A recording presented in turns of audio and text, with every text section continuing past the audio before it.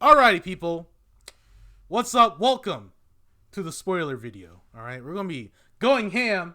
We ain't pulling no punches, like what Andrew Garfield Spider-Man said to freaking Tom Holland. I just learned to stop pulling punches. Let's freaking get it. Alright, so you guys want to talk about the good, the bad, or the iffy stuff first? Alright, what do you guys want to talk about? Or do you want to talk Easter eggs first? Let's start with some of the major plot points, and we'll get into the weeds later on with the Easter eggs, I think.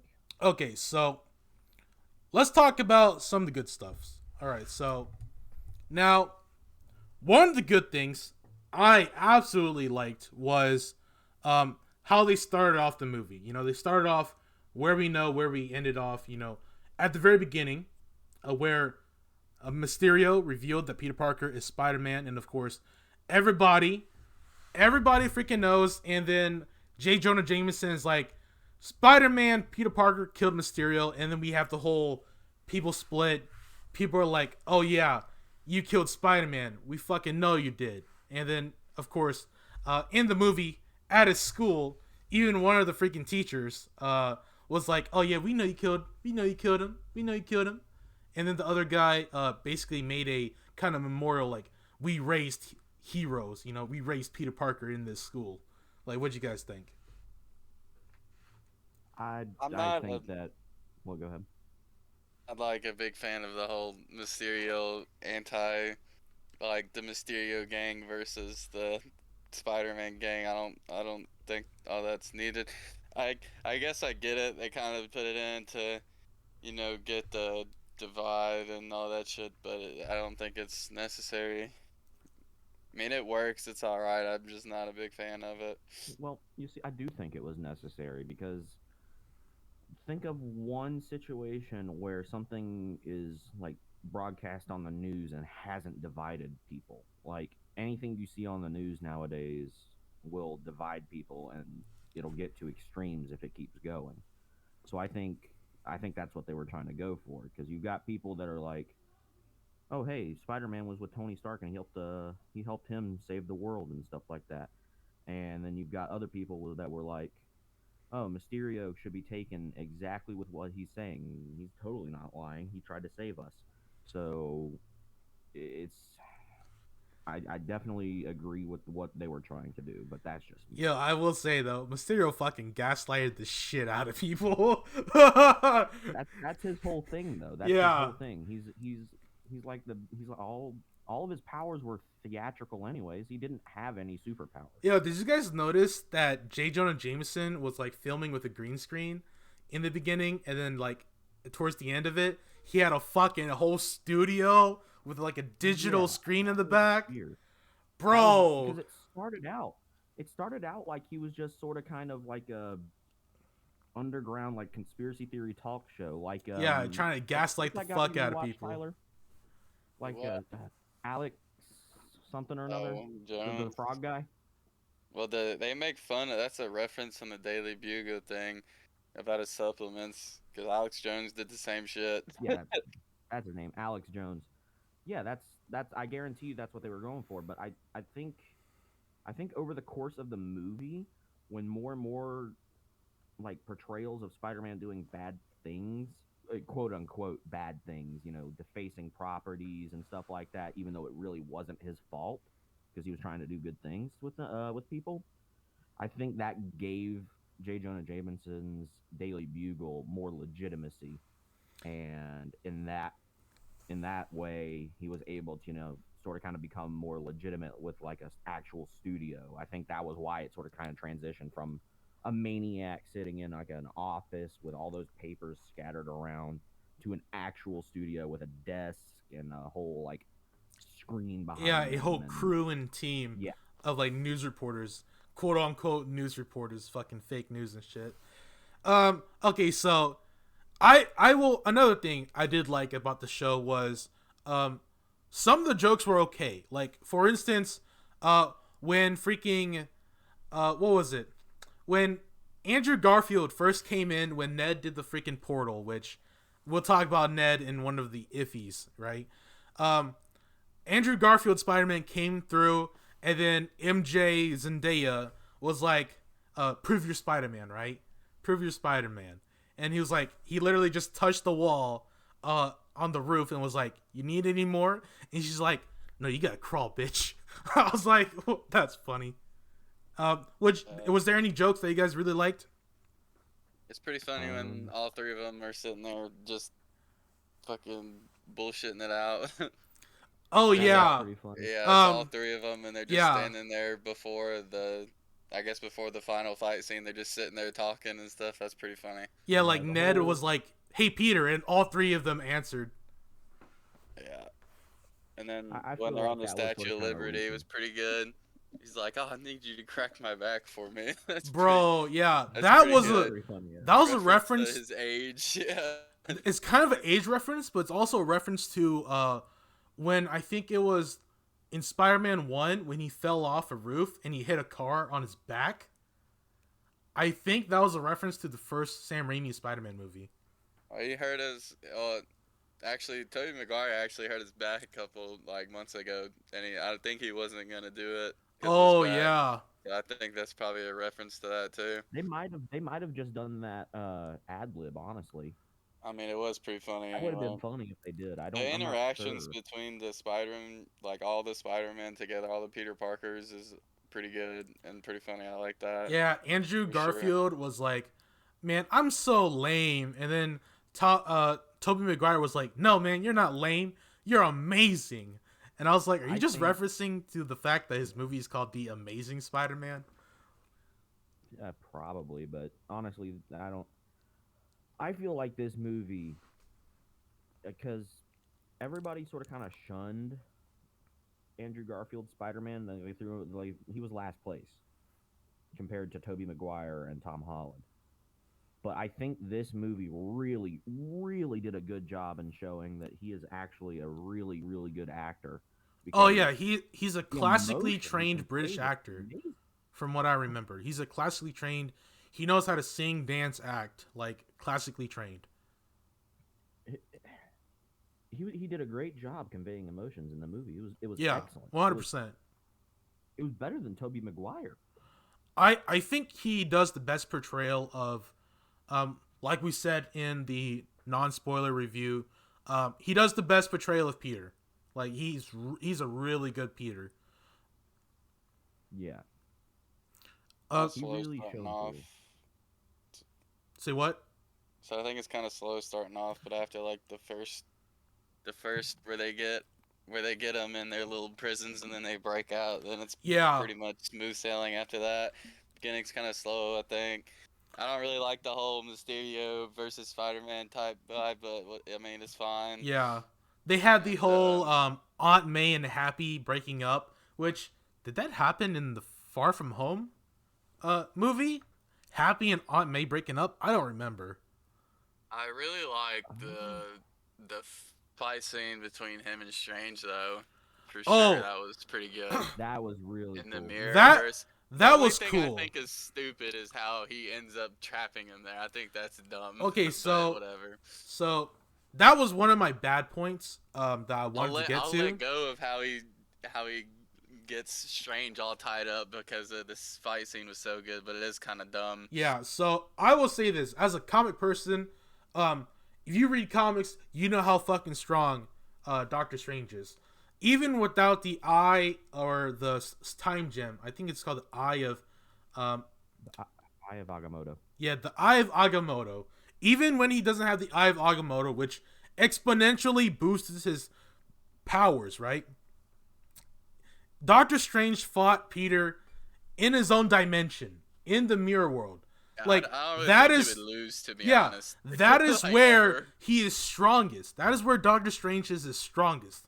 Peter should not be able to beat Doctor Strange, a Omega level freaking because of magic geometry. user. Yeah, Because you're of like, fucking I use geometry. math to beat you. Yeah, I use stupid. I use the was like, no circumference and the way. diameter of He's this to gonna beat you. fuck Doctor Strange up with the whatever it was fucking called. Archimedes A spiral. 5-point web thing. No way. Bro, I literally watched that and I like died in my seat. I was like, yo, Peter should not be able to beat Strange.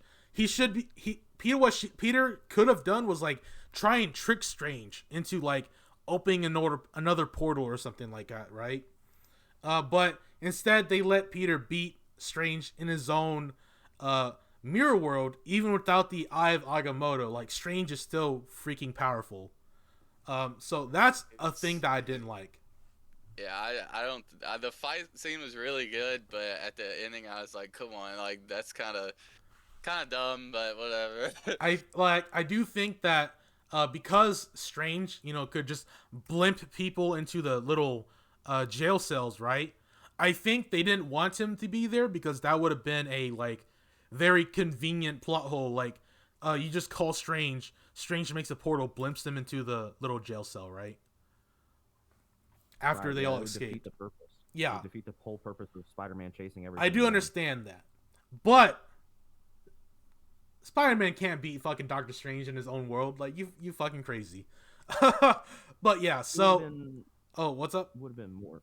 It would have been more interesting because with the astral projection thing with Doctor Strange and Spider-Man, that was a very very cool scene. Oh yeah, that was Where cool. Spider-Man, yeah, Yeah, he was we're able to retain his control we're even though pretty he was much out of his body. for you guys who don't remember or may remember, it's literally Doctor Strange literally force palmed the astral projection body of Peter out of his own body, which is what happened in the first Doctor Strange movie. And it also doesn't make sense that he moves his arm. It's just Yeah, he's literally out of his body, and his bro. Spidey sense goes No off way. when Strange tries to grab the box, and he's like, "No, you can't get me. Oh no, you can't do this." Oh, and it's like, and I then mean, it's pretty funny, but he was able to get back into his body. yeah, so that was Which pretty funny. I think that does make sense for his character with the whole spider sense thing. He's like hardwired to be able to avoid situations. Yeah, his Spidey sense His tingles reflexes. when he senses danger. Yeah. So his reflexes just kick in naturally like that. So it has nothing to do with him consciously making that decision. So I think that's where the power gap between them lies. Peter Yeah. Parker is able to subconsciously deal with Doctor Strange like that. Um, but I think it would have been more interesting in the mirror dimension fight if he'd used that same idea to beat Doctor Strange in his own dimension. Because, like you said, Doctor Strange is one of the strongest characters in Marvel. Yeah. Other than Scarlet Witch, which is a movie that is coming out. Tyler, what was the name of it? Doctor Strange and what? Multiverse of Madness. Yeah. I think it's the series. I think it's a TV series. You think it's a TV series? I think so. I don't think it's a movie. I think it might have been a movie. I don't know. I can find out here in a second. Yeah, Yeah, okay, I'll so Google it. while you do that, let's talk about I think that'll be pretty good. I think that would be pretty cool. Doctor Strange Oh yeah, kind it's of a movie. okay. 2022. Yeah, so Doctor 'Cause Strange they is going to have a show his bunch full of power. shows too that are coming out, like that are. I guess the shows kind of tie in too, but like I know Black Widow and Hawkeye the series kind of tie in a little bit there. Well, you weren't there for the final post. We weren't there for the final post-credit scene, but it is a trailer for that. We'll get into it later, I'm sure, but it does tie in because you get a quote from Strange that says something about Westview, which was the whole thing. The whole Wait, was town there a that- final post-credit scene after the Yeah, we post-credit left. scene? We left it. Yeah, it was a preview for the Doctor Strange and the Multiverse of Madness. Oh my god, we got to see that. We got to check that out in a bit. Yeah, I watched the new Rockstars video on it, and basically, what ends up. Well, do we want to go there right now, or do we? Yeah, we're in the spoilers. All right, we're in the spoiler reviews. Let's go ahead and talk Well, about I mean, it. I don't know if you want to go chronologically here. We'll jump around. We're just going Okay. to talk about stuff. Yeah. Okay, so if we're gonna go into the final post-credit scene, what ends up happening is we cut to Doctor Strange, who is going to visit Wanda or Scarlet Witch, and they sort of kind of he asks her for help because obviously something is wrong with the multiverse after After freaking I guess Peter something to do with this repeated the spell 6 times. Freaking idiot. Well, yeah, it was 6 different revisions. So Yeah. It was he 5. goes and visits Wanda, who is still searching for her kids like an alternate universe. So it might be her that screws up the universe. Who Oh my knows? god, dude. This is But what I hate. The whole multiverse thing. It's like I don't mind it. so much stuff now. And it's like You're so well, hard to yeah, get it but like chronologically aligned. Like it's so hard. it's not that hard because this obviously the Doctor Strange movie is going to take place after the end of this one, obviously. But he makes a reference to Westview, like I said, which was the town in which the WandaVision That's in um, the TV show. sitcom Oh took yeah, place. the That's in the sitcom TV show place. where Yeah. she Yeah, has her own shit, Yeah, own world. because Vision died and she's like Well, that's because there's I White guess it Vision opens now. up with her and her kids or some shit. Because at the ending of the series, she hears her fake kids yelling for her or Well, something. that's what she was going after. I don't think she'll find them, but I think she will tear apart the universe trying to. so stupid. All right. Time travel and multiverse shit's where you get crazy like shit that just doesn't make sense. It's Yeah. just how it is. It It's hard to have it make sense, really. it starts to get really dumb, yeah. They're So trying to. so we did have a lot of nostalgic characters in this show. Let's talk about Green Goblin. All right, William Dafoe's Green Goblin reprising his role as Green Goblin. I absolutely love that, especially the fact that he still has the double personality, and then they showed him breaking the mask, and then they went to him from like the comics, right? The Green Goblin with the hood. With the Yeah. hobgoblin type thing. Mhm. Yeah, they did that instead of keeping his giant freaking mask. I thought that was freaking awesome, and also him beating the absolute shit out of Tom Holland. Like that was freaking awesome. The whole fight scene there, going through the building and shit, that was awesome. Yeah, I think he does a really good job. Like always, William Dafoe is an excellent actor. Yeah, Any role one he's of the played best in, actors of his time. Yeah, yeah, but he portrays the character so well, not only in the original movie he's from, but in this new one. You can't tell when the switch is flipped the way he acts because you don't know when it's the Green Goblin controlling the body or whether it's Norman Osborn. You can't tell. yeah, Spider-Man can, because there's that one scene where he yeah. feels something wrong. And it There's the stops him, scene where Norman Osborn is working on the pretty much the cure, right? The really convenient thing, the cure for the Green Goblin split personality. And Spider just and not Spider, but Tom Holland just gets the constant Spidey sense that something's wrong. And then they all follow him, and William Dafoe changed from Norman Osborn to Green Goblin and was trying to do something. Which I don't remember what he was holding. He was holding something in his hand. Do you guys remember what he was holding? It looked like a Keurig or some shit, like a coffee pot or something. Yeah, it was some sort of sharp, blunt I object that assume he he was was about gonna to try to throw. hit someone or hit May or something. Because he's kind of like he says May right before he webs him. So I Yeah. assume That was- maybe he got no, that the was vibe he's Spider-Man gonna saying hit it. him. That was Tom Holland saying May. Yeah, that's Oh what I'm yeah, saying. and then May Like- went to grab Like, the. he starts doing his little Spidey sense thing, and then he's in the background of him, and then he goes May, and then he webs his hand, and it looks. I thought it was like a coffee pot or something like that. I didn't really get a good Yeah, that's what I look thought at it it. was too.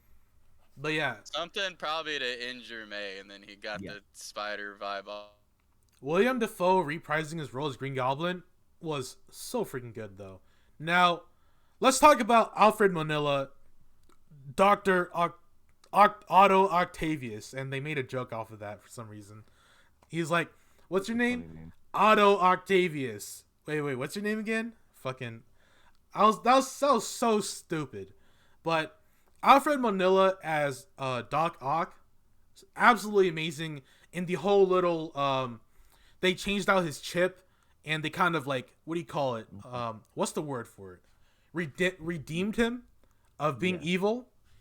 They pretty much had a redemption arc for Otto Octavius, and honestly, it was really cool how they did it because Otto Octavius, like, if you guys know, and if you guys played the PS4 game, like Otto Octavius was just originally a really nice scientist who just wanted to make technology to help people. And then when he started building his arms that like he could control, for some reason he messed up and the arms kind of screwed with his brain. And that's how he became evil. Mhm. But Peter and Norman Osborn, which during that time Norman Osborn was like, "Hey Peter, if you're ever in another dimension, you have a job at Oscorp." They had that whole reference from the first movie, and then they helped fix Otto Octavius. And then they gave him the whole redemption arc of him helping them during the final fight and all that. And also, he even helped Peter try to get away, right? From fighting Lizard and Norman Osborn. So, I think Alfred Manila is an amazing actor as Doc Ock. Like, he just fits the role so well, and he did an amazing job. Probably even better than in like Spider-Man 2 in this movie. Yes, I agree with you on that one, and I really do like the whole redemption arc for everybody, because you've got. I can't think of a single character in this movie other than maybe Happy Hogan that doesn't have some sort of like redemption, like a final good happy conclusion to their character arc. Tobey Maguire's Spider-Man is able to make peace with all of the people that he's fought against. You know, he's able to make peace with Green Goblin or Norman Osborn. Yeah, because he killed him. Norman Yeah. Osborn, he would have to make peace with Green Goblin, the alter ego. He's able to make peace with that. Otto Octavius is now fine. He's back to what Technically a good guy, yeah.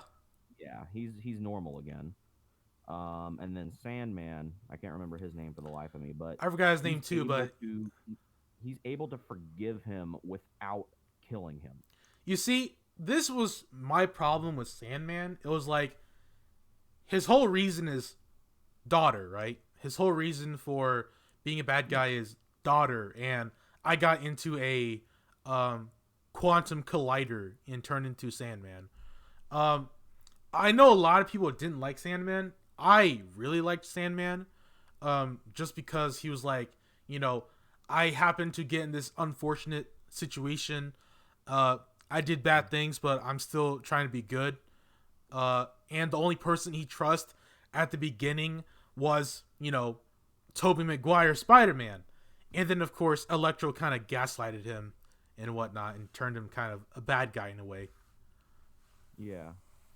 But that also kind of portrays his character in the old Spider-Man movie as well, because it if we're guessing from where he gets zipped out of the he never the died universe, in the in Spider-Man 3. So he doesn't die, or he does he die? does not die. He does not die? Okay. No. So one of the things that I do remember some people kind of talking about and how they didn't like it was they mostly paid attention to the redemption arcs of Green Goblin and how evil he is, how conniving he is, and then Doc Ock, which is the two most beloved Spider-Man villains of all time. And then they had Electro, Sandman, Lizard, who most people don't really care about, and they didn't really do too much with those characters, right? Electro, like, of course, he was trying to be good, right? He wasn't, of course, the original Electro, the little quirky, smart guy. Instead, it was Jamie Foxx acting as Jamie Foxx, right? Yeah. So they didn't do too much with Electro. Lizard, I don't think did anything other than the joke of, "You talk? Oh, you talk?" Yeah. They didn't do much with him, other than beat him up, make a joke that he talks. And then Sandman, you know, his whole thing, I have a daughter, trying to get back to her. And then they don't do much else with him, other than him getting gaslighted or being told by Electro that we're gods, right? We don't need to listen. We take, we don't give, right? So those three, they were kind of on the sideline for the most part. Definitely focus on more of like a Green Goblin and Doc Ock villains. Well, Yeah. yeah, that's to be expected. Those are two of the most classic villains in any Marvel movie. But I think it's also because those characters, a lot of those characters that they pulled through have a lot of depth. Like Thanos, he Thanos had a motive. Yes, he's a villain. What he did was evil, but he had like a motive that doesn't honestly seem that bad. He wanted to help everybody by, erasing half of the universe and allowing that other half to prosper. Sure, it's the wrong way to go about it, but in his mind, he thinks he's helping people. It's the same sort of situation, but kind of the same sort of situation. Norman Osborn slash Green Goblin, he can't help it. All of these villains can't help the situation that they were put in. Green Goblin doesn't have a choice whether he doesn't have a choice which one he is. He's just along for the ride.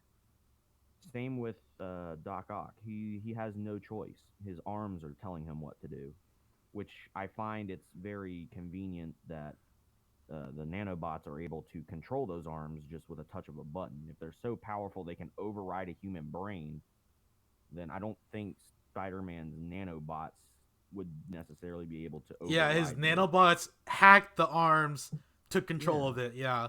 That I was don't. very like interesting.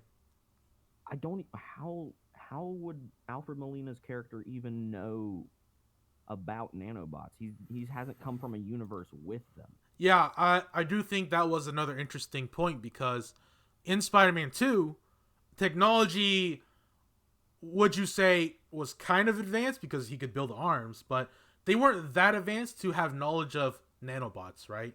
Yeah, they didn't So have it was very arc. interesting. They didn't have arc reactors, and they sure as hell didn't have nanomachines like the one on the Iron Spider suit. Yeah. So I'm very confused as to how the arms are able to, clamp down on him and then absorb those nanobots, even though he's not. I don't think he's ever encountered them before. Like, I'm Yeah. sure he would know what the nanobots are if he saw them, but I don't think he went into this knowing that he was going to have nanobots. Because I don't think he was ever going to expect a Spider-Man of any universe to have nanomachines. So So I think that's kind of odd. so let's move away from that because that Yeah. whole thing is like a plot point that I'm sure a lot of people can talk about. How no nan machines and whatnot. But another good thing that I really liked was the redemption of Andrew Garfield's Spider-Man, where they reenact the scene of not Tobey Maguire, Andrew Garfield saving MJ or Gwen what Stacy. yeah, the Gwen Stacy event. Uh, and pretty much how, MJ is not Mary Jane Watson, it's Michelle Jones, right? Michelle Jones Watson. I think I have it written here Yes. somewhere. Um, Michelle Jones. That's it. Doesn't fuck it up this time. yeah, Michelle Jones Watson. Is that thing to me like so this girl so from what I am understanding, right?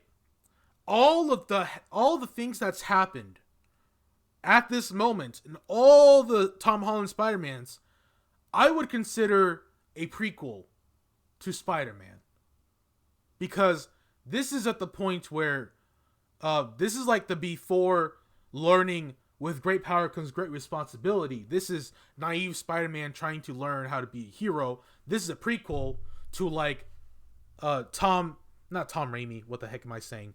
Tobey Maguire and Andrew Garfield, right? Cuz this Spider-Man is just still high school, still naive, never had that Uncle Ben moment, and kind of grew up. This I would say this whole entire trilogy of Tom Holland kind of a prequel. Yeah, I think if we're talking in terms of character development, it is a prequel because, like you said earlier, he's growing into being a superhero that is his own Yeah, thing. being a man and understanding that I can't save everybody, but I do not want everyone to die, right? Yeah, he wants to help as many people as he can, Yeah. but I think like what you said. This is right before we get to see where Tobey Maguire's Spider-Man and Andrew Garfield's Spider-Man pick up, because, like you said, there hasn't been a moment where he's got that kick in the rear from a lost loved one until Yeah. this movie when Aunt May dies. So I think at the very end of this movie, with the whole different suit and the whole different idea, nobody knows who he is anymore.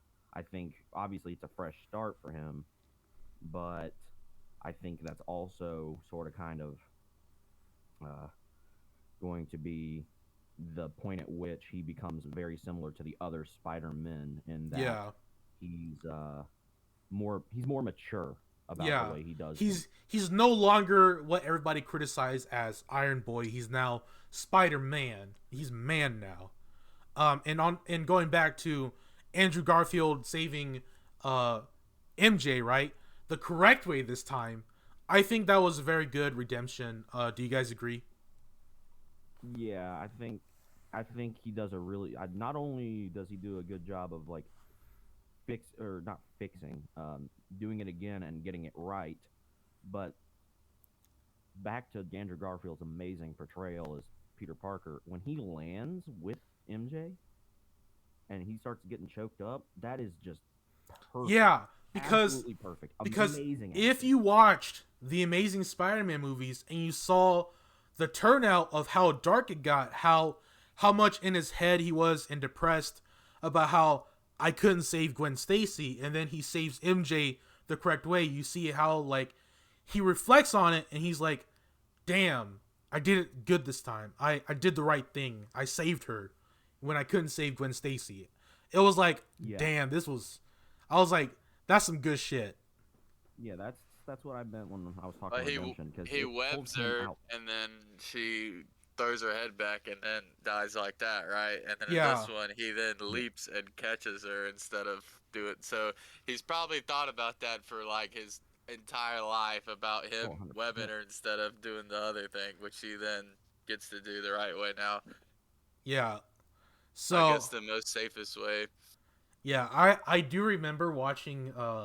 Yeah, because I I'm pretty sure at the end of that one, right, he webs her, and then she does the kind of fling back thing. Yeah, Like, he it looks like basically right before she hits the ground, but then he gets down there, and then she's gone. basically from what I watched from like science YouTubers or like the physics But it was, YouTubers. they said, what, was it neck snap or Yeah, something? it was either Impacts. the impact from him stopping the web that snapped her back and then she cracked her head, or it was like he stopped her but she cracked her head and died. Like it was one of those Yeah, two, and it's like because it kind of looked like she slapped the like a tip I of her mean, it head was hit like the right yeah, ground. before the ground, too, so Yeah, yeah. so I'm sure if she So whipped we her probably head need to back. do a rundown of the actual clip.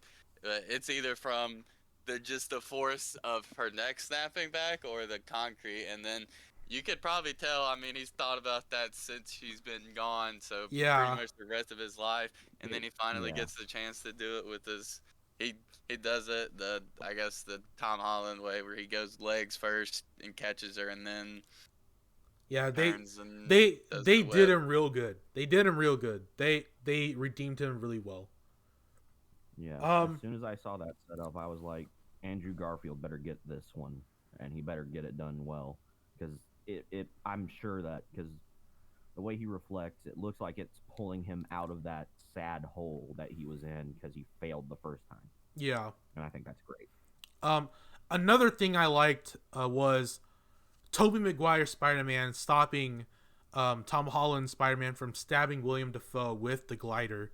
Um, Unlike what happened in the first Sam Raimi Spider Man movie, where Tobey Maguire's Spider Man dodges and lets the glider stab Norman Osborn to die, right? So I thought that was very good. Yeah, that's like when I said a redemption arc for everybody, even that, because in the first movie, or in the first Spider-Man movie with Tobey Maguire, he didn't care whether or not he died. Like he well, I mean, I'm sure he did, but he didn't make any attempts to try to like stop what was going on or something like that. He let it happen. But in this one, he was able to come back, and instead of letting him die again, he was able to allow Tom Holland a chance to have his senses come back to him just long enough for the serum to kick in, Yeah, and then saving fucking basically everybody. and then fucking Norman Osborn or Green Goblin stabs Tobey Maguire Spider-Man, and you're like, what the fuck? You're like, God damn it, Yeah. you know? You're like, he saved your Well- ass, you fucking idiot. Like you said, he's been stabbed before. Yeah. He's like, ooh, yeah, I've been stabbed a lot. Oh man. But that speaks to the Green Goblin character because he doesn't care. He thinks showing compassion is weakness. Yep. Okay, so now my last good point before we get into the bad stuff that I didn't like. One of my very last favorite things we talked about on the car ride back was I really liked the fact that they went back to like the old Stan Lee or the like what do you call it, like the late 90s Spider-Man, where they had the bright blue and red and then it was like cloth clothing Spider-Man, right? Yeah. I really like that, like a nod to like the original, right? I really like Yeah, that. it's a mix. It's a mix of all of the old Spider-Men. Because you've got elements from Tom Holland's, with the articulating eyes, and then you've got, the lines from like Andrew Garfield's, like the patterning, and then like the depth with Tobey Maguire's, and then like you said, he has the original like Spider-Man logo from Stan Lee's comics. Yeah, the little and the red brighter spider blues. and the He brighter seems- blue, yeah. He seems more. I think I think what they were going for with that is he seems more hopeful. Yeah. More amazing. Yeah. Uh, I think that's definitely what they were going for, was a theme of like a thematic, like his colors are lifted. Sure, he's lost everything he cares about, but it's a fresh start for him and he has hope for the future. yeah. I didn't put this on my good things, but I definitely put it on my iffy things. I guess we can might as well go to my iffy list because the new status quo where at the end Peter is like, Strange, can you just make everybody forget who I am, even the Avengers, my friends, families, everybody in the multiverse, make them forget that Tom Holland Spider-Man is Tom Holland Spider-Man, right? That was kind of something that was like iffy. I didn't think it was like good. I didn't think it was terrible, but I was like, hey, it's a new status quo. It's a new baseline. And even the whole him going to his Aunt May's grave and seeing Happy, and they were like, how'd you know May? He's like, met them through Spider-Man. You know, I thought all of that was kind of iffy. What'd you guys think? Yeah, well, I think it's just hard to do. I think I think the more you think about it, the more it doesn't make sense. But with time travel and all the memory type thing, and because it's hard to make like, because the spell Doctor Strange has, he goes, what? It's because of everyone's gonna forget who Peter Parker is, right? Yeah, everyone in the So multiverse. no one knows yeah. who Peter Parker is, but they know that Spider-Man's out there. But does that mean any type of memory with Peter Parker was erased and the Yeah, only pretty much. that is Yeah, but Any- what does that actually, mean yeah. when it's Spider-Man who just takes his mask 'Cause, off yeah, or the whole just point then of that spell. The Yeah. whole point Yeah. of that spell is just to forget the one part. Peter Parker is Spider-Man. Yeah, It's and not I- everybody forget I'm Peter guessing. Parker. I'm guessing the way the spell works is any moment that you found out Peter Parker was Spider-Man, or Peter Parker is Peter Parker, right? You no one longer knows, know Peter but Parker. it's- You know Yeah, Spider-Man. but but the you no spell, longer when know he's Peter casting Parker. The spell, you can hear him say, "Just make everybody forget Peter Parker is Spider-Man. Cast the original spell." Yeah. It's not everybody forget Peter Parker. It's just the No, fact that he's Spider-Man. everybody did forget Peter Parker. Yeah, they did. Yeah, I know. That's Yeah. what I'm saying. I'm saying that's weird. Yeah, well, Because that's it doesn't it- line up with what happens. Because he goes and talks with MJ at the very end, and it's like she's never even met Yeah, him. I'm sure somebody, if they do see this video, can probably comment in the comments down below. Yeah. If the original spell was everybody forget Peter Parker, or everybody forget Peter Parker is Spider-Man, and that leads to everybody forgetting Peter Parker even exists. Because from what I remember is, Doctor Strange is like, you do know that you're no longer going to exist, right? Um, and Peter was like, that's something I'm going to have to sacrifice. So that's probably why no one remembers who Peter Parker is, but they know that Spider-Man is like Spider-Man. I thought it would have been funny if Doctor Strange made it seem like everybody was going to forget that he even existed, but it was actually just a ploy because he was obviously. I would still be angry if somebody went around and fought me to do stupid stuff and cause a ton of destruction while I was trying to fix an issue because Yeah. he fought Doctor Strange. I thought it would have been funny if you know, he casts a spell. Everybody thinks that they're going to forget Peter Parker, and Peter Parker's losing his mind. He's crying and all that jazz, like in the movie. And then he walks into the cafe the next day, and MJ just walks up to him and gives him a hug. Yeah, And that then that would have been really funny, he but talks kind to of dumb. Strange, and he's like, "Yeah, I was messing with you. Hopefully, this teaches you a lesson to be careful what you wish for." Another thing that was kind of iffy on was Ned having powers, magic powers. Yeah, that was weird. What did I know? In some universe, Ned is as a villain of some kind. What does he For play? some way, somehow, Ned in I think some comic was the best friend of Peter Parker, and he found upon like he was the apprentice of Doctor Strange, knocked out Doctor Strange, stole a magic book, and became Hobgoblin. Hobgoblin. That's That's what what it he was. was. But Hobgoblin doesn't have any like super magical powers like Doctor Strange. So I don't know how. I guess they needed it as a way to lock Doctor Strange away and Or as a way to get the two other Spider-Men, like yeah, that's what I was gonna yeah, say. get the Because other two in.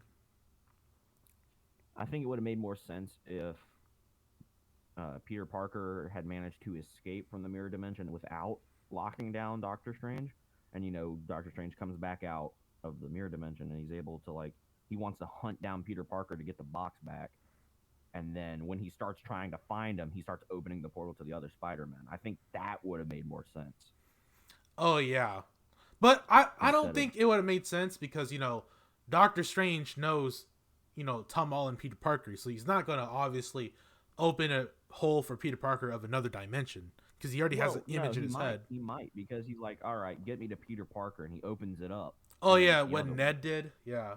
Yeah, yeah. Well, I could see either way.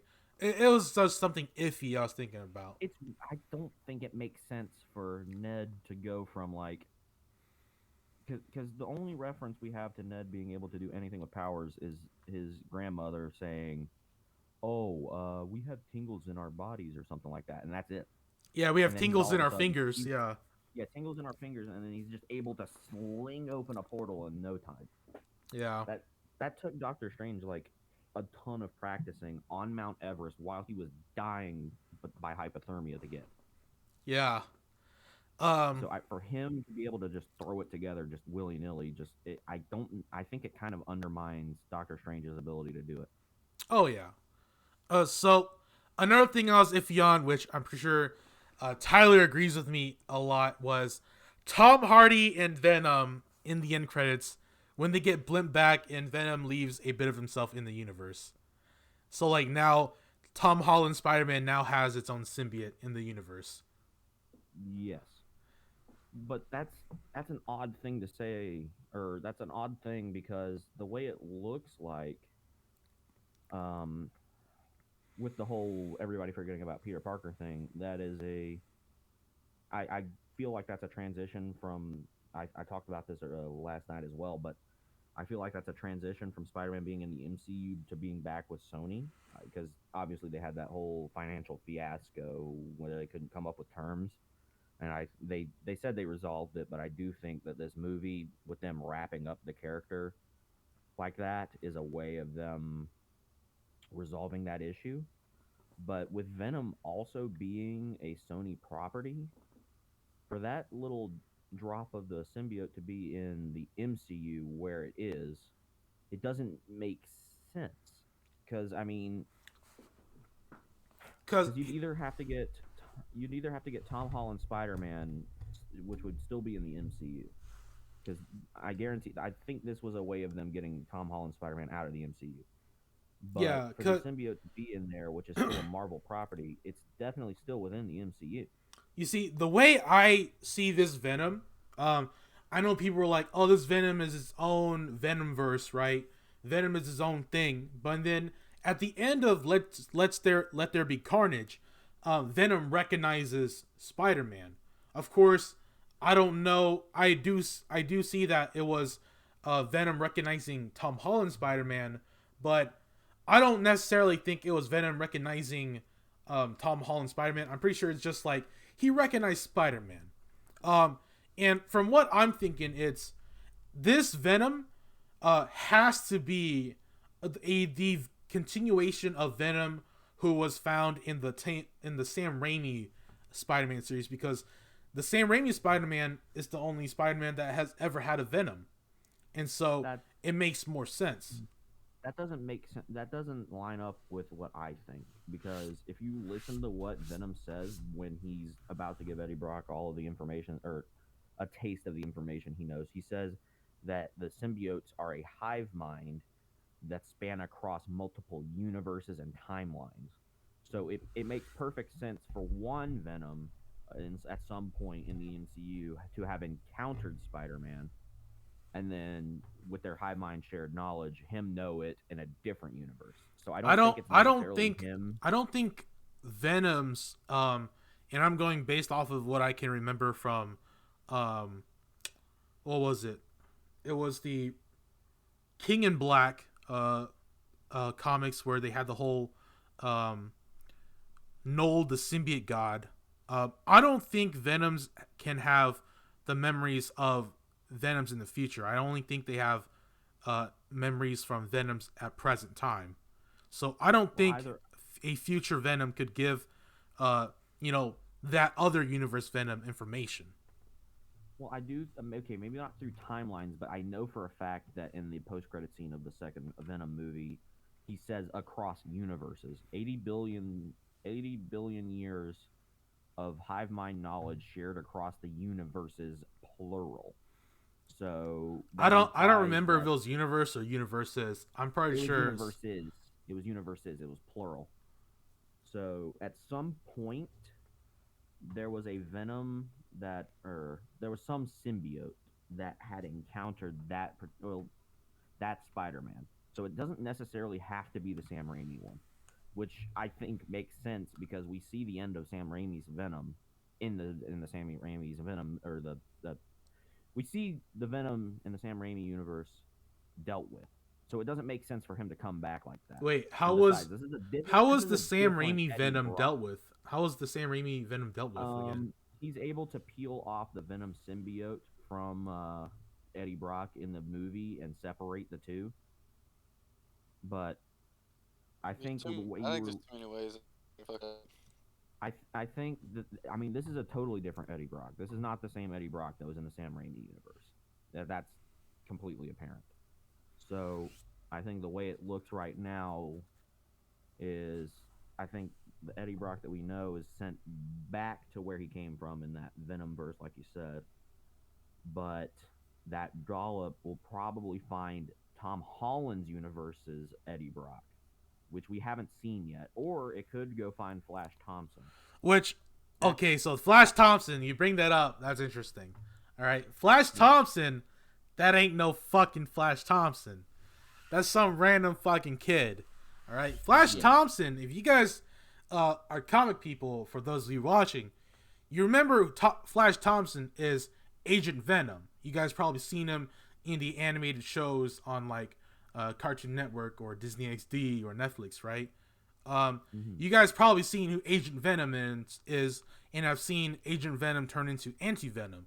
So everybody knows Flash Thompson is a white kid with blonde hair, used to bully Peter Parker, and then turned into a good guy after joining Shield and became Agent Venom, right? So that kid as Flash Thompson makes no freaking sense. Well, I guess if they're going for the whole multiverse thing, I guess it might get a pass, but I think where this is going is we haven't seen Tom Holland's universe's Eddie Brock yet. So We the haven't only seen a person, lot of them, yeah, because we the don't only even person, know if this Mary Jane or Michelle Jones is even still, Mary Jane. There may be still a Mary Jane Watson in Tom Holland universe, right?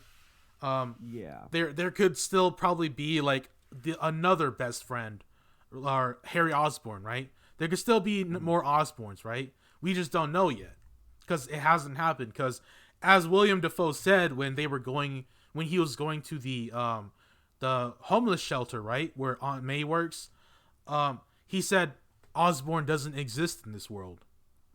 So yeah, maybe in the future, if they do make another movie, maybe Tom Holland Peter, may have Mary Jane and a Harry Osborn as friends now, and maybe mhm. Oscorp exist. We don't know yet. So, um, got any thoughts on that? Too the too Oscorp not many ways I existing. can fuck it up, bro. Yeah, The Venom thing. Too many ways. Well, I think there's going to be two Venom. Well, if this all depends on whether or not Spider-Man is still in the MCU after this film. Because if he's because not, Yeah, because but if there he's then not was in there the then was they some leave MCU, articles. Venom then in it though, and then it's like, well, If you're going to leave Venom in Tom Holland universe, right, and you don't do another movie about that, like yeah, you messed up. yeah. Or if they do another movie and then they fuck it all up. I Because do like Tom Hardy's Eddie Brock quite a yeah, lot. I think because he's like really good. having Venom leave a droplet of himself in that universe leads to the creation of Tom Holland's Venom, the creation of Agent Venom, the creation of like Anti Venom, Scream, Riot, all those other symbiotes in the Spider-Man mythos that hasn't been shown yet. Yeah, but like I said, we don't know where these are existing within the established universes. So we don't know if there's going to be two Venoms at a time, one with Tom Holland and then the Tom Hardy one at the same time. Because if Tom Holland is still within the MCU, which I doubt with that whole fiasco, then for that dollop to find another host that and become a Venom there, I just don't know. Unless it's some sort of offshoot of Venom, like Carnage or one of the other people. But I think they've already covered nearly all of their bases already. But I'm sure they could pull from more symbiotes. But I think it just all depends on whether or not Spider-Man is within the MCU anymore. Because if not, then who knows who could be where and what could happen? Because I don't know. Okay, yeah. Because it leaves a lot of it leaves a lot of those questions unanswered with the way that it wraps it up. I mean, yeah, sure, it's cool. Like I like the way it ends, but it's confusing as to know whether or not they've wrapped up Tom Holland's character in the MCU and thrown him back to Sony, or if Tom Holland is still in the MCU. Because if everybody's forgotten him, he might as well just be gone from the MCU entirely. But there's also the case that can be made that he still remembers everything that happened and he's still within that same universe with all the other characters. So who's to say he can't go fight crime and then get back with them? So it makes little to no sense. I don't know Yeah. where that A line lot of is. things can happen. More questions than answers. A lot. Man, they Just have really to racking our wait. brain, man. Marvel really is I trying to think we rack just our have to brains. wait until they fucking release a trailer or something, then we can know if it's gonna suck or not. Yeah. So I I, do I I think I do think it's know too many that ways to fuck it up, bro. I do know that a lot of the times they do that Disney Plus reveal thing where they announce upcoming movies and TV shows. So They if already he did is that. within the established MCU still, then we'll see some of the characters, pop up on those, like those reveals. So you'll see either like Tom Holland, any characters from the Spider-Man movies. If yeah, any of those we'll guys we'll have pop to up, see we'll have to see what yeah. Phase 6 or Phase 7 is or something like that. Well, not even just that. If he shows up at all, like any of the characters show up at all, then they're back with the established universe of the MCU. Like if MJ shows back up, Zendaya's MJ, if she shows back up in any of the upcoming movies, then that puts everybody back into the MCU and not with Sony necessarily as much anymore. I Yeah. mean, it's still a Sony property, but the way they were looking at things and the way they were arguing, it seems like they couldn't come to terms with each other. I'm not going to go into that whole controversy, but I do think that was the whole point of this movie. So Okay, so another bad thing I like didn't care for was them putting the shield on the Statue of Liberty. I was like, that's really dumb. That was just like a one-off comment. I was just like, Captain America shield on Statue of Liberty. Like, why? Like, geez, just I don't know why that even needed to be there. Probably just as a fighting place. Another thing that I'm pretty sure you guys could give a good talk to or talk about was Aunt May dying to teach Peter with great power comes great responsibility. When that's mostly a Uncle Ben type of thing. Like, of course, in the comics, Aunt May has gotten fatally wounded. Like, for instance, one thing I can remember from the comics was Aunt May got fatally wounded during a time when Mary Jane and Peter were married, and Peter made a deal with Mephisto, the devil of the Marvel Universe, to pretty much heal or bring back Aunt May in exchange for Mary Jane and Peter's marriage never happening. So, like, what I think is, I don't think they really need to kill off Aunt May there. Like, I think they still could have introduced, well, not really anymore. They really needed a Uncle Ben, right? But instead they chose to opt out for Aunt May dying. So now Peter doesn't have that rock, that little, that person who Peter can use as his, like, kind of place to feel safe, right? So what do you guys think on that?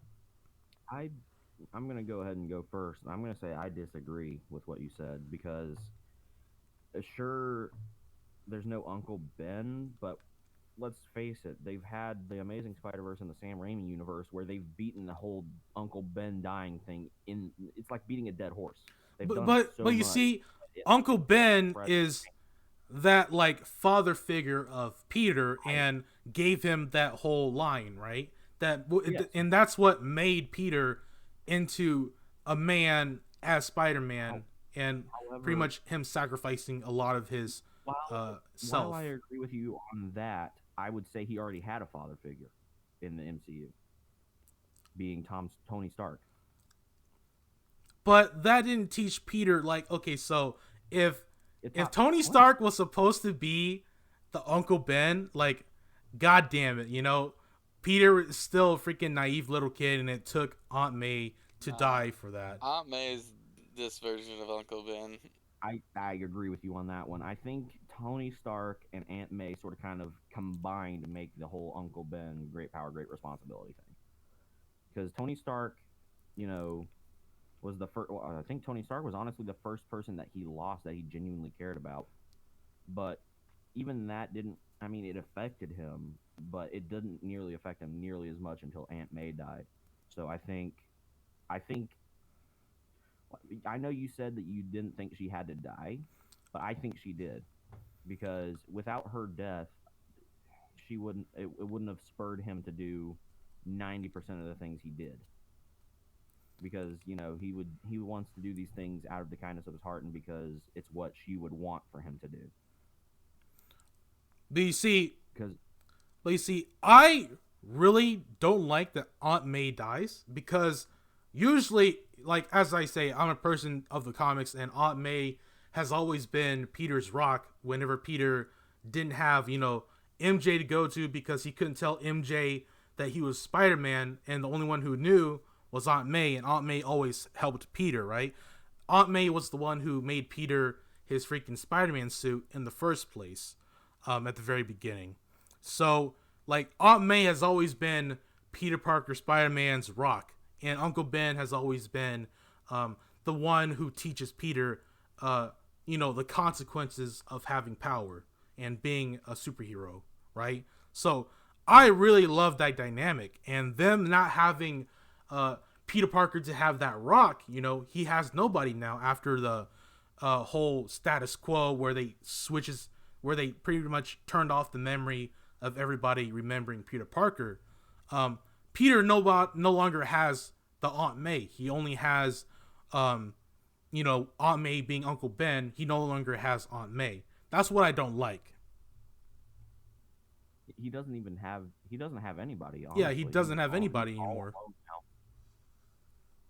But I think the thing is with that is once again fresh start. But I think this is a part of him growing into a different person than the other Spider-Man in the universes.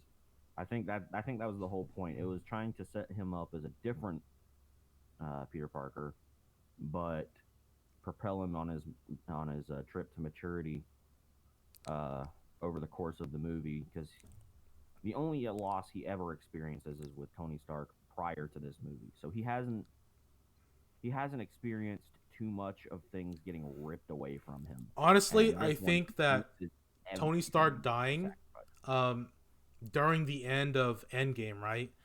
Honestly, that still should have been a big enough shock for Peter to mature more than he did in the beginning of this.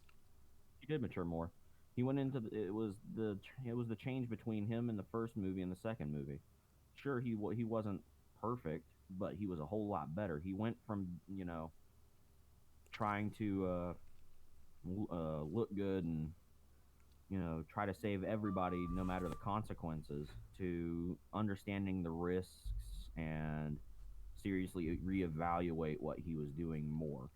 Because the whole thing with Tony Stark was keep your head low, because if you stick your head out too much, you're going to get screwed up by people who want to hunt you down. And I think that's what he learned in the second movie. Not to no avail, but I think Tony Stark's point was proven with this third movie, because at that point he became the most famous person in the world, and so he still didn't grow up that much. Still, then. Well, yeah, he did though. He tried to keep his head down, but he didn't really have a choice when Mysterio revealed his identity. Because I think his what was I saying? Within the second movie, he didn't stick out his head. He didn't stick his head out as much, and then the third one he had to because he had his identity revealed. I think that was the whole point. It was the whole consequences of your actions, or it wasn't even his actions. It was just the whole thing where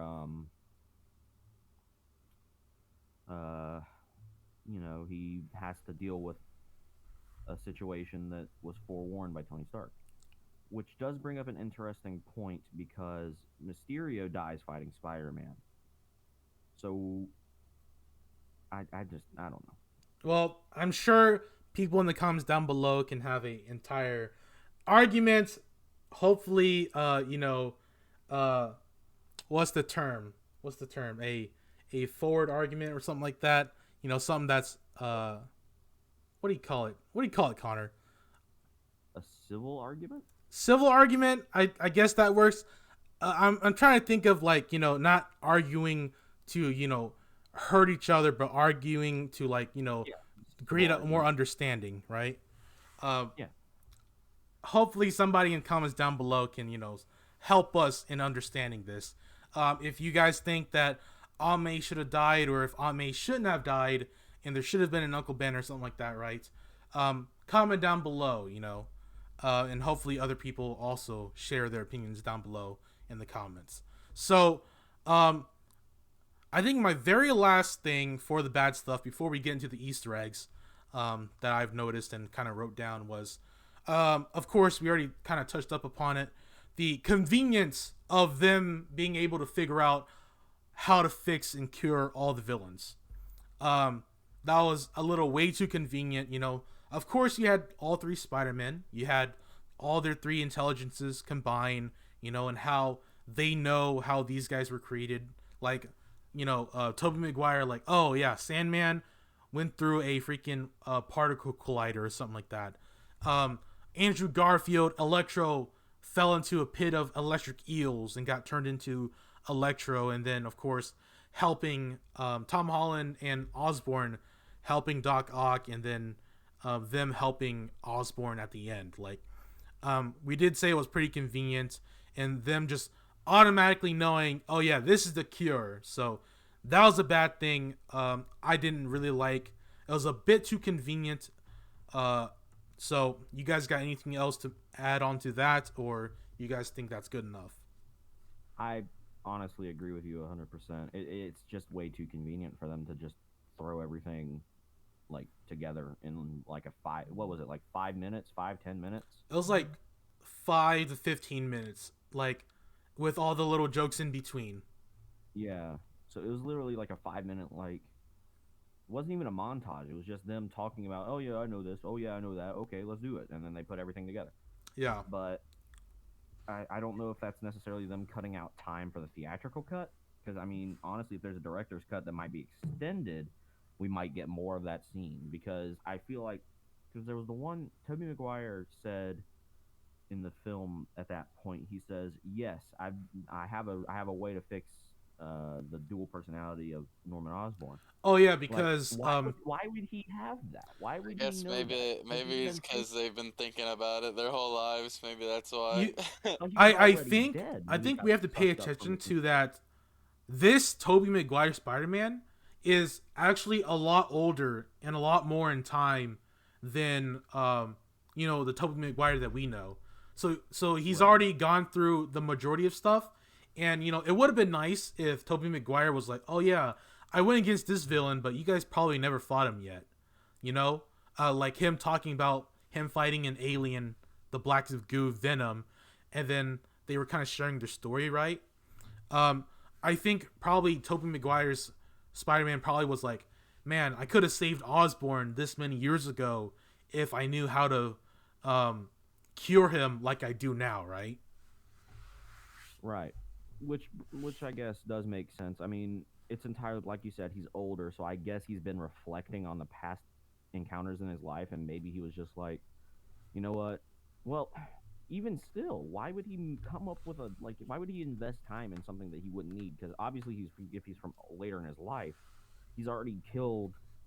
Oh, killed directly or indirectly. He's already killed Osborn. He's already killed Octavius, Yeah. and he's already dealt with Sandman.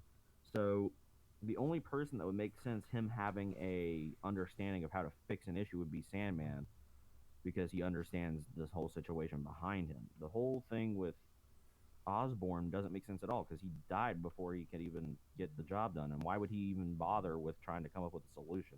I mean, sure, he could ponder it, but would he actually sit down and invest so much time into coming up with a solution for a Yeah. problem that'll never exist again on the off chance Osborn comes back in That his is very universe? interesting. I do wish that they also added Andrew Garfield and Tobey Maguire Spider-Man, of course, a little more forward, a little bit more forward in time along than Tom Holland, right? So it would have been nice to see if they had a little tiny dialogue of like, oh yeah, I went against Black Cat, or I went against this other Spider-Man villain. I think he was like a hunter or something, right?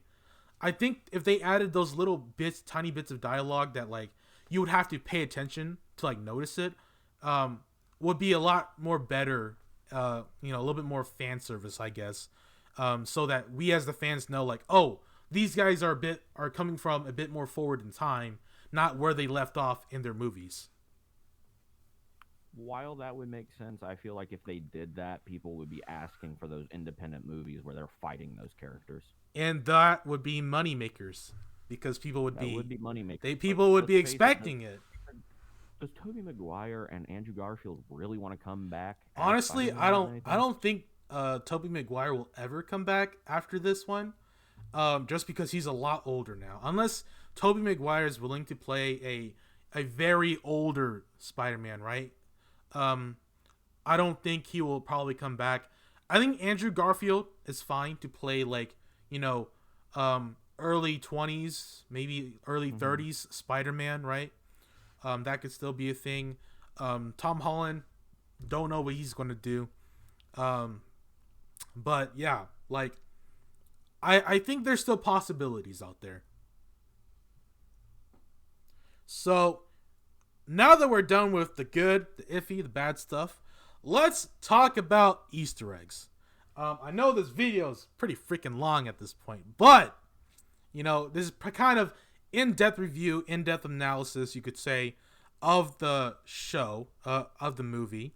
So let's talk about Matt Murdock. I'm pretty sure you guys are all kind of waiting for that.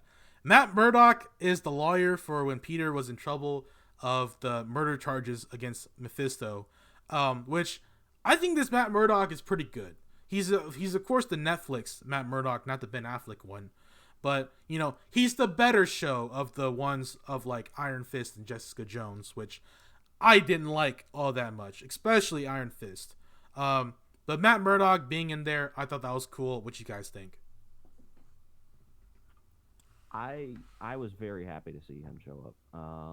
I haven't watched the show that he's from, but I would definitely not be opposed to Daredevil being in the MCU. I would definitely not be opposed to that. Tyler, how do you feel about that? Have you seen or heard anything about that guy before? Who? Matt Murdock, Daredevil, the Netflix Daredevil. Oh, it's. I guess now they mixed in the Netflix series with the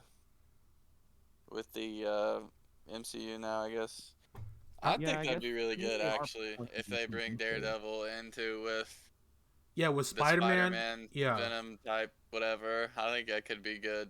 The Daredevil thing. I think Daredevil and Spider-Man having a crossover is pretty good because it already happens in the comics a lot. Just a small cameo, but I mean it's still really good. Yeah. You had something to add, Connor? The part at which they tease Matt Murdock's actual like super abilities is where that brick in the window, the brick. He's like, they're like, how'd you do that? Really they're like, how'd you do that? I'm a really good lawyer. Yeah, that was good. That was freaking awesome. I really love that. Dummy, the hydraulic arm from Iron Man and all that, was in Happy's home. You guys all noticed that, I think, right? Yeah. Flash Thompson has a book called Flashpoint, which is a nod to Barry Allen messing up the universe in DC like he always does, and that is exactly what Peter does. Messes up the entire universe by having alternate versions of himself and their villains come over.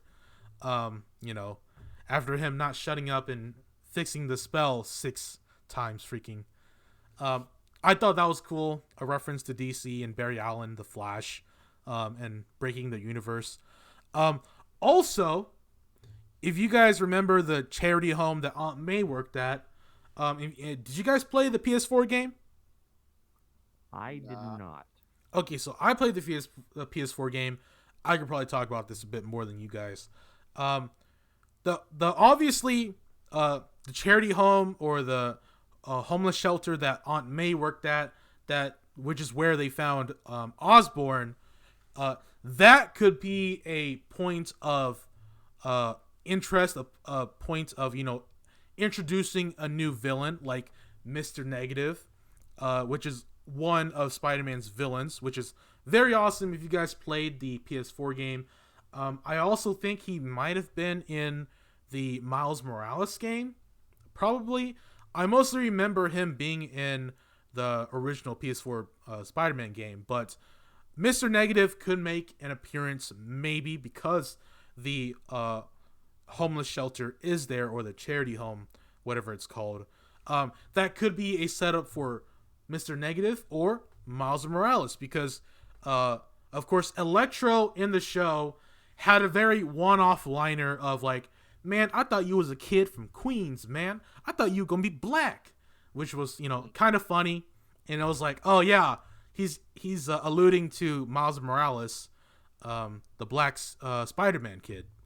And, of course, now that we have the homeless shelter or the charity home, but like Aunt May's dead, so it's going to be weird how, they're going to have Mr. Negative, unless Mr. Negative takes up the role of Aunt May as the leader of the charity home and uses it for, Mr. Negative things and whatnot. So that's honestly all I had for all Easter eggs. You guys have any Easter eggs that you guys noticed?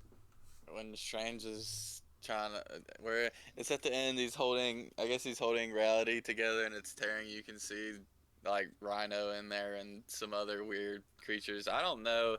I couldn't really get a good Oh, look at it, but in I think I do where know it's what you're tearing talking and it's about. the blue ring and stuff. Yeah, yeah. When Something almost looks when the like spell some alien releases, type shit from somewhere. I know yeah, you see Rhino in there for sure as Rhino Rhino. Rhino is one of the ones that you automatically notice. Yeah. First when I saw it was Rhino, then it looked like some weird. I Some want to dude with a say it looked spear. like like from Star Wars. You know the damn what the hell are they called now? The on that made the clones. How they got the tall skinny head, Yeah. Okay. the Yeah, skinny neck with the head. I I don't remember swear their there's name something either. like that. There's something like that, and I don't know what that means though. I don't remember a Spider-Man movie or any type of villain like that. But there's a bunch of weird figures in there. Yeah, I do think Rhino was in there. I think I saw A a bunch snippet of of liners. him. It was a lot of Spider-Man characters that you could see. I do know that. So I guess there's no more Easter eggs that we remember, or There's just a bunch of one-liner callbacks though too, but I, that's pretty much Well, it. that was the entirety of the movie, though. Yeah, There wasn't many Easter eggs that weren't paid off. I mean, I'm sure there were some, but a lot of it was just them sort of kind of trying to tie in other stuff into the MCU a bit. And I just now got a article for the from the New York Times pulled up, and it does appear that Spider-Man is still technically within the MCU. okay, okay, So I think this was just a fresh start for Spider-Man, honestly, to just be himself. I think what it is that they were trying to reboot the character in a way that sort of kind of makes sense. Um, but yeah, I think yeah. uh, yeah. I also still think that the apartment that Peter was in, or Tom Holland Spider Man was in at the very end, when he's wearing the new suit, I still think that's one of the apartments in either Andrew Garfield's or Sam Raimi or Tobey Maguire's Spider-Man apartment. I feel like it's that apartment is one of those, but I'm not too sure. Somebody can probably correct me, probably say yes or no. Um, but yeah, so I guess that's all we have to say for today. That's our review. We did get our ratings in the last video, our spoiler free video. Just to rehash, I gave this movie a 89.4 just to piss people off, out of 100. If you want my honest opinion, I'll give it like a 9. I do really much like this movie. Just right under the first two Sam Raimi movies. Connor, my buddy here, gave it a 9, and my buddy Tyler here gave it an 8. So yeah, that's it for today. As always, please like, comment, subscribe. Holy crap, this video is really long, but we kind of went really in depth for this. We talked about a lot of stuff. This kind of became more of a analysis and review instead of a review. So that's all good in the hood. You guys got anything else to say before I end the video?